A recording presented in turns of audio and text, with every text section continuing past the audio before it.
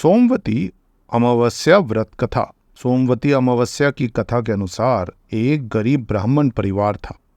उस परिवार में पति पत्नी और उसकी एक पुत्री रहती थी।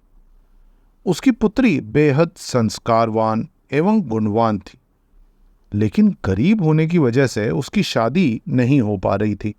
एक दिन उस ब्राह्मण के घर एक साधु महाराज पधारे। वे उस कन्या के सेवा भाव से बहुत प्रसन्न हुए। उन्होंने उस कन्या को लंबी आयु का आशीर्वाद दिया, साथ ही ये भी बताया कि लड़की के हाथ में विवाह योग नहीं है। तब ब्राह्मण दंपति ने साधु से इसका उपाय पूछा। साधु महाराज ने बताया कि तुम्हारे घर से कुछ ही दूरी पर एक गांव में सोना नाम की धोबिन रहती है। उसका एक बेटा और बहू है। वो महिला बहुत ही अच्छे आचार विचार की और संस्कार संपन्न होने के साथ पति परायण है। यदि आपकी कन्या उस धोबिन की सेवा करे और वो महिला इसकी शादी के समय इसे अपने मांग का सिंदूर लगा दे तो आपकी कन्या का विवाह हो जाएगा। इससे कन्या का वैधव्य योग मिट जाएगा। ये सुनकर ब्राह्मणी ने अपनी बेटी को धोबिन की सेवा करने के लिए कहा।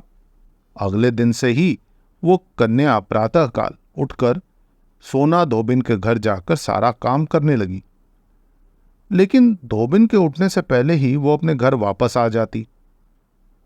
एक दिन सोना धोबिन ने अपनी बहू से पूछा, तुम सुबह सुबह उठकर घर का सारा काम कर देती हो और मुझे पता ही नहीं चलता।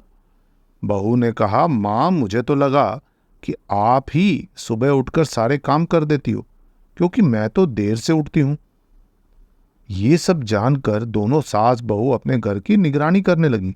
कई दिनों के बाद उस धोबिन ने देखा कि सुबह सुबह एक कन्या मुंह ढके उनके घर में आकर सारा काम करने के बाद चली जाती है। एक दिन जब वो कन्या काम करने धोबिन के घर से जाने लगी तो सोना धोबिन उनके पैरों पर गिर पड़ी और पूछने लगी कि आप कौन हैं और इस तरह से छुपकर मेरे घर की चाकरी क्यों करती हैं।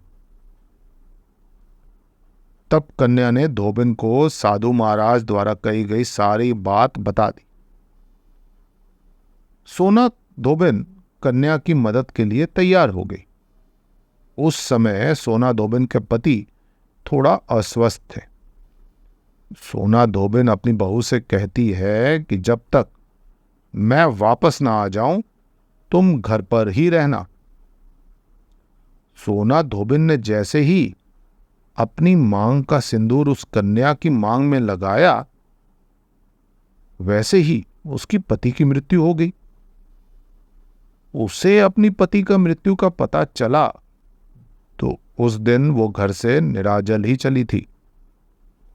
वो सोचकर कि रास्ते में जहां पीपल का पेड़ मिलेगा वहीं उसे भंवरी देकर उसकी परिक्रमा करके फिर जल ग्रहण करेगी। उस दिन संयोग से सोमवती अमावस्या थी। धोबिन ने ब्राह्मण के घर मिले पुए पकवान की जगह ईंट के टुकड़ों से 108 बार भंवरी दी और साथ ही 108 बार पीपल के पेड़ की परिक्रमा की और उसके बाद जल ग्रहण किया।